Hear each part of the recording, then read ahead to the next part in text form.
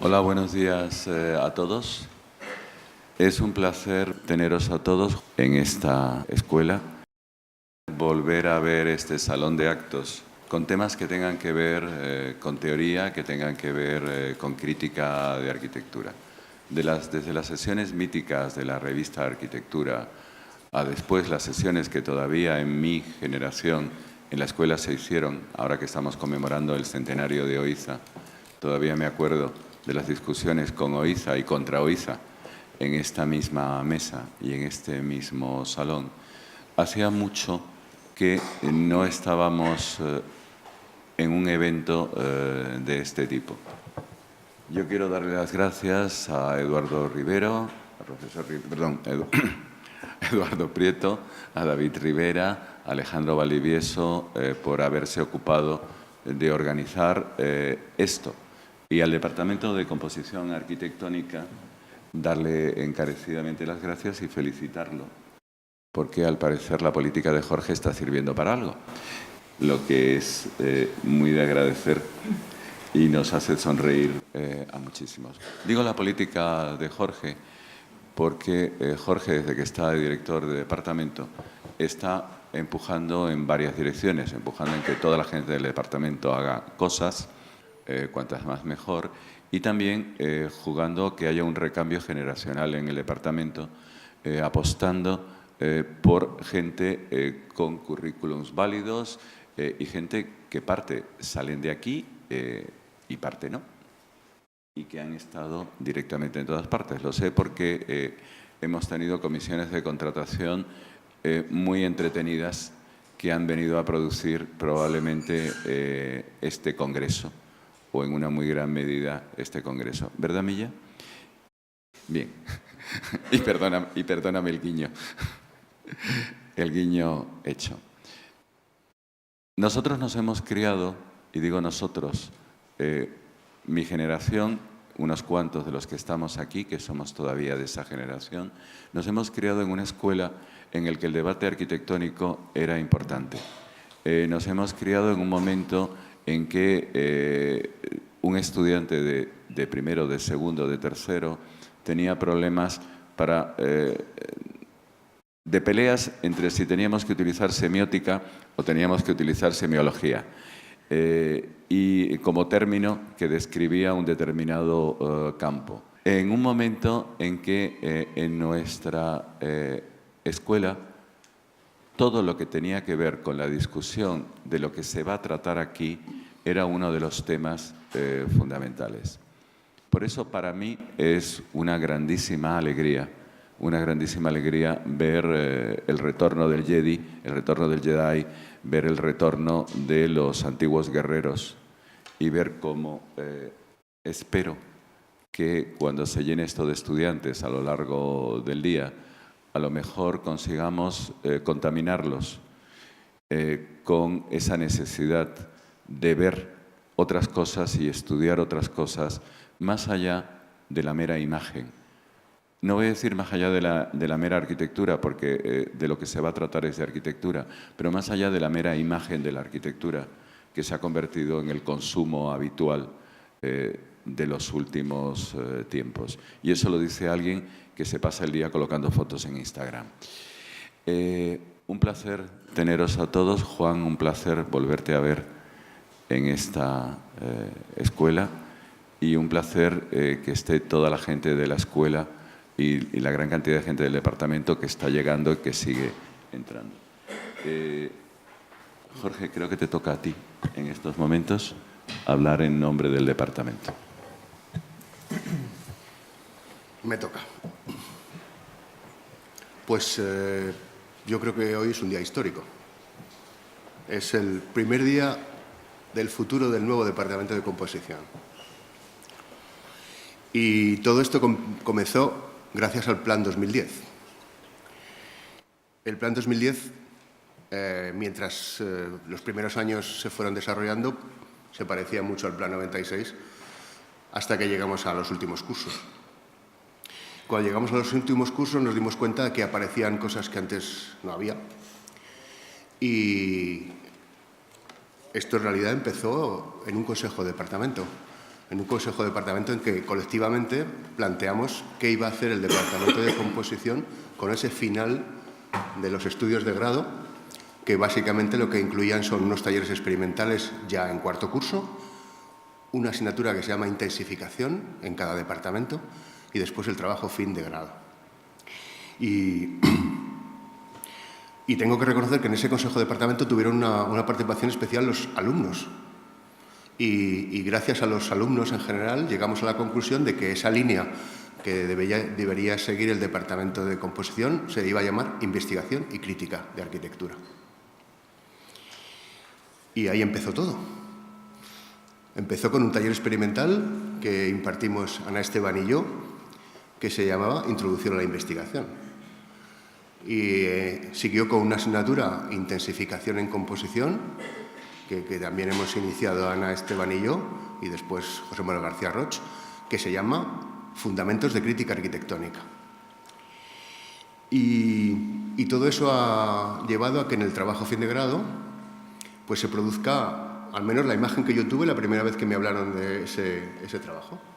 Cuando nos reunimos para ver qué era eso del trabajo fin de grado, yo dije, o sea que vamos a poder hacer trabajos para acabar este primer, digamos, ciclo de cualquier tema de la escuela, no solo de proyectos. Digo, sí. Pues eso me hizo mucha ilusión. Dije, qué bien, a lo mejor nos parecemos a universidades más famosas donde los alumnos pueden acabar los estudios haciendo trabajo con Kenneth Frampton, por ejemplo. No es que yo me sintiera Kenneth Frampton, evidentemente, pero por lo menos se podían hacer trabajos así. Entonces, el desarrollo de todo esto ha hecho que hayan surgido muchísimos trabajos fines de grado de temas que tienen que ver con nuestro departamento. Por eso, para mí lo más importante es que lo que salga de este mini congreso, por muy mini que sea, se traslade a la docencia. Quiero decir que las cosas que hagamos hoy aquí se puedan plantear en asignaturas y las podamos enseñar a los alumnos para que la crítica, en este caso, que es el tema de este congreso, no se quede aquí, sino que después lo podamos seguir enseñando. Y por eso a todos los que lo han organizado les animo a que se vayan incorporando a las asignaturas que he dicho. Tiene problemas de encaje, pero les animo porque algunos nos vamos a jubilar muy pronto. Entonces, segundo punto. Esto lo han hecho los jóvenes del departamento de composición. Algunos ya me habéis oído decir que en este departamento hace tiempo que llamamos jóvenes a todos los menores de 60. Pero en este caso podemos decir que hay algunos menores incluso de 40. O sea que vamos mejorando, ¿no? Y esto de las nuevas generaciones empezó el año 2013, efectivamente, cuando empezamos a apostar porque el currículum no solamente tenía que ser así, tenía que ser bueno y tenía que ser adecuado a lo que íbamos a hacer. Y casi todos los organizadores de este mini congreso son profesores que han entrado en este departamento a partir de esa toma de posición con respecto a las nuevas generaciones. Y ahora voy con la crítica, que es el tema de este departamento. Con la crítica lo que voy a contar es un poco mi experiencia personal, ya que no voy a formar parte de las ponencias porque soy de los mayores, no de los jóvenes. Mi experiencia personal es que yo, cuando empecé a trabajar en Arquitectura Viva, me negué a hacer críticas de edificios. Me negué sistemáticamente, porque me conozco. Me conozco significa que si una cosa no me gustaba la iba a decir y eso no tiene tradición en este país. Pero claro, en un momento dado hubo que ceder. Y entonces en 1990 no me pude escapar de hacer la crítica de un edificio bastante famoso, hecho por un estudio en aquel momento ya relativamente famoso, ahora famosísimo, en un enclave, en una ciudad europea importantísima, en un momento clave. Y entonces yo hice lo que os estaba diciendo. Me pareció que la inserción en su entorno urbano era un desastre, que no había ninguna justificación para esos espacios y que además si cambiaba la situación de la ciudad, que cambió, pues aquello iba a quedar francamente mal. De hecho, actualmente lo que hay en Los Bajos es un McDonald's, que no era precisamente para lo que estaba pensado. ¿Por qué os cuento esto? No lo voy a decir. Sabía que me lo ibas a preguntar. ¿Por qué os cuento esto? Porque unos años después, escuchando a un prestigiosísimo arquitecto, crítico, autor, escritor, que por cierto estaba sentado aquí el día de la famosa sesión crítica de la Facultad de Física de Córdoba, le oí comentar que este edificio era uno de los mejores que se habían construido en los años 90. Y entonces dije, si lo sabía yo, que esto no era lo mío. Bueno, pero llegó el año 92 y en el año 92 había tantas cosas que contar que allí no se libraba nadie. Y entonces un prestigiosísimo arquitecto y profesor de esta escuela construyó un magnífico edificio, que tampoco voy a decir, al que naturalmente me tocó hacer la crítica. Y yo encontré que tenía una inserción urbana fantástica, que tenía una volumetría espectacular, que tenía un espacio interior maravilloso y que tenía un vestíbulo infumable y unos detalles constructivos indignos de ese edificio. No lo dije con estas palabras, entenderéis, ¿no? Pero lo escribí. Así que el prestigiosísimo arquitecto se enfadó mucho, pero no dijo más. Y prácticamente unos meses después se acabó otro edificio, el mismo prestigiosísimo arquitecto y profesor de esta escuela, ahora en Madrid, y me volvió a caer la tarea de comentarlo. Y volví a decir que me parecía una inserción urbana estupenda y un edificio que era una institución, lamentablemente tenía unas dimensiones por dentro de vivienda social. Tampoco lo dije así, pero lo pienso. Y esta vez el arquitecto prestigioso y profesor de esta escuela se enfadó tanto que pidió mi cabeza. Así que alguien responsable de la revista me dijo literalmente, o más o menos, me han dado instrucciones precisas para que te despidan. El director no me despidió, afortunadamente, y yo dije, ya lo sabía, si es que no era lo mío esto de hacer crítica.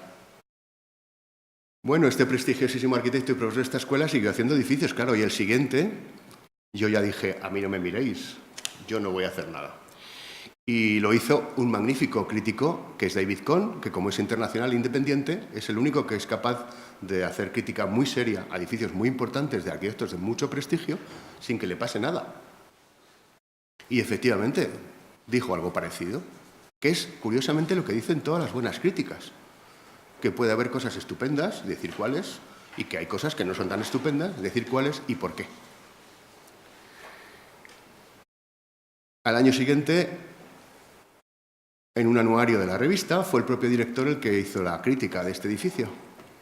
Y volvió a decir lo mismo, que había cosas que estaban bien, pero que había cosas que estaban muy mal. Y el prestigioso arquitecto y profesor de esta escuela se enfadó mucho, pero no pidió su cabeza porque para eso era el director de la revista. Así que en el curso de intensificación decimos a los alumnos que la crítica es muy sencilla. Hay que recopilar información verificable y hay que dar una opinión justificada. Buena, mala o mucho mejor, de ambas cosas. Y esto es lo que estamos tratando de enseñar a los jóvenes alumnos. Y esto es lo que desearía que todos estos jóvenes profesores les enseñaran cuando nosotros nos jubilemos. Pero, en fin, estaba claro que mi perfil como crítico no tenía futuro y por eso desde entonces solo me dedico a las reseñas de libros. Mucha suerte con el Congreso y mucha suerte con la crítica. Luego quiero saber quiénes serán. Vamos a ver, tiene la palabra el profesor Prieto. En primer lugar, muchas gracias tanto al director como al director del departamento por el apoyo para poder llevar a cabo esta iniciativa. Y yo quería muy brevemente simplemente hablar de dos cuestiones que se deducen del propio título, ¿no?, del Congreso, que es el formato. Nos parecía interesante la palabra minicongreso, que es una palabra, bueno, una palabra a lo mejor dudosa, a lo mejor graciosa incluso, pero que quizá define muy bien lo que pretendíamos con esto, ¿no?, que era, por un lado, hacer algo que fuese como una especie de congreso apocado o de seminario con pretensiones, pero que tuviese, a costa de esa doble condición, tuviese las ventajas de los dos modelos, ¿no? Por un lado, la inmediatez, la frescura de un acto que se realiza en un día, en la intensidad de un día, y por otro lado, la seriedad, el rigor de un acto pues, que quiere contar con los mejores y que quiere ser un acto estructurado desde el principio, ¿no? Eso nos llevó a romper el formato tradicional de congreso, o no querer tirar por esa vía, el congreso con un open call complicado, en el que al final, pues un poco como ocurre con la crítica, el hecho de que se pagan unos dineros por unas inscripciones, pues quita libertad a la hora de elegir realmente lo bueno, lo excelso, lo mejor, ¿no? Y complica muchísimo el proceso, incluso la asistencia, incluso la duración, la logística.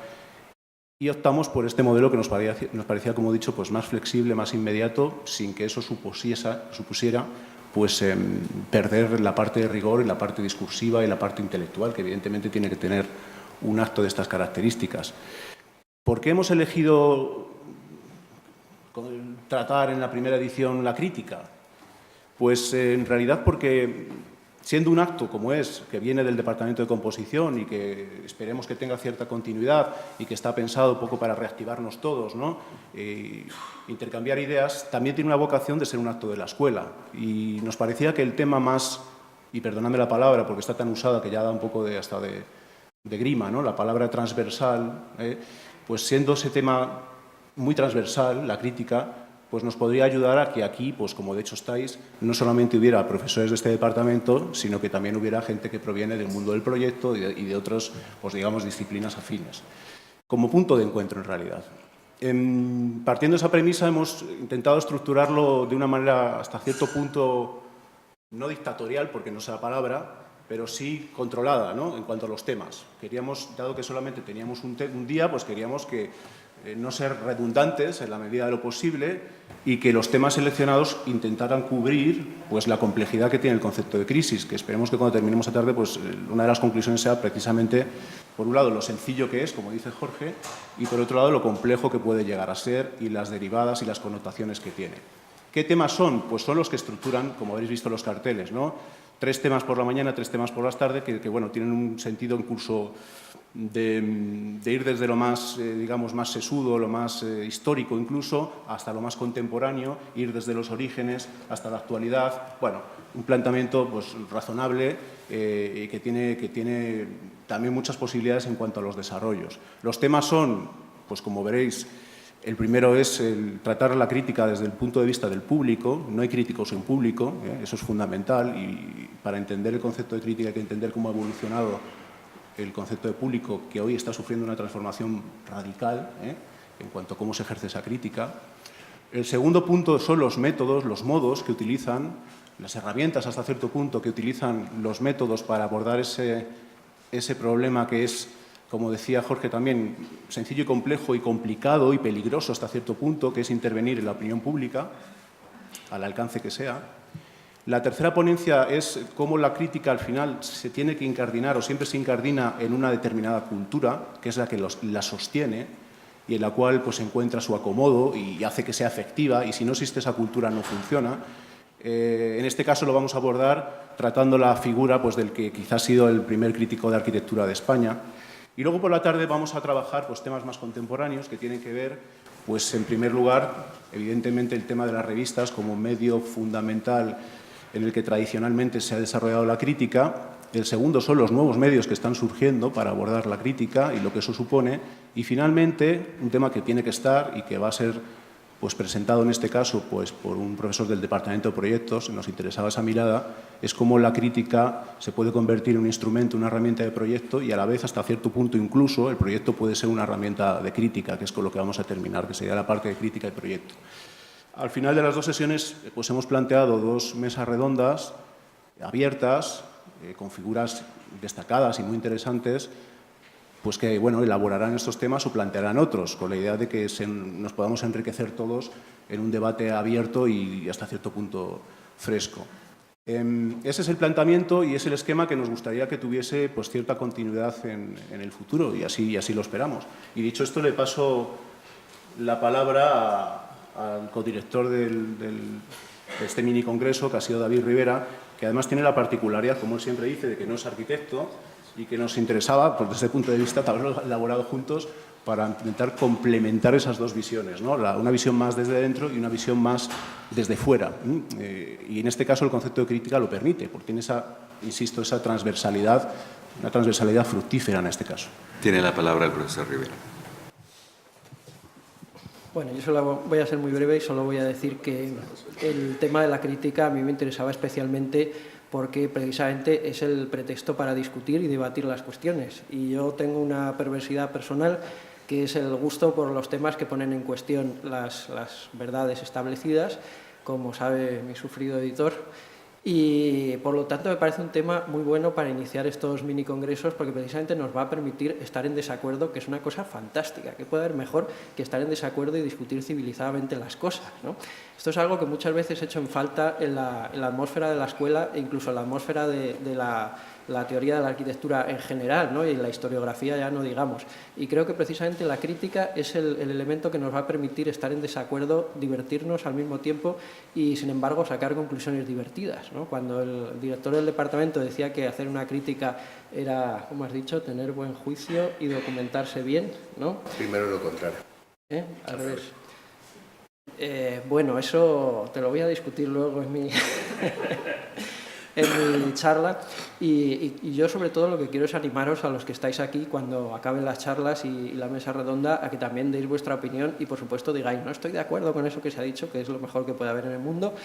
Y esta es precisamente mi motivación, ¿no? para participar en este tema de la crítica. Bueno, solo me queda, si Alejandro quiere decir alguna palabra, ¿quieres decir algo? Bueno, solo me queda presentar al primer conferenciante, que es el profesor Eduardo Prieto, y como tampoco me gustan las presentaciones larguísimas con todos los títulos y demás, porque son muy aburridas para el público, solo os diré que, por supuesto, Eduardo tiene un currículum impresionante, lleno de cosas. Solamente voy a destacar dos de ellas. Una es que ha trabajado mucho tiempo en la revista Arquitectura Viva y conoce el mundo de la crítica perfectamente bien y desde dentro y desde el primer plano. Y la segunda cosa es que además es un escritor de libros, que es algo fantástico y no mucha gente en la escuela puede decir eso. Y entre los libros que ha publicado solamente os voy a recomendar uno que es una absoluta delicia, se llama La ley del reloj y trata sobre la metáfora de la máquina y su relación con la arquitectura. Y dicho esto, le doy la palabra al profesor Prieto. Bueno, dicho esto, queda inaugurado este mini congreso y nosotros nos bajamos para que el profesor Prieto pueda intervenir.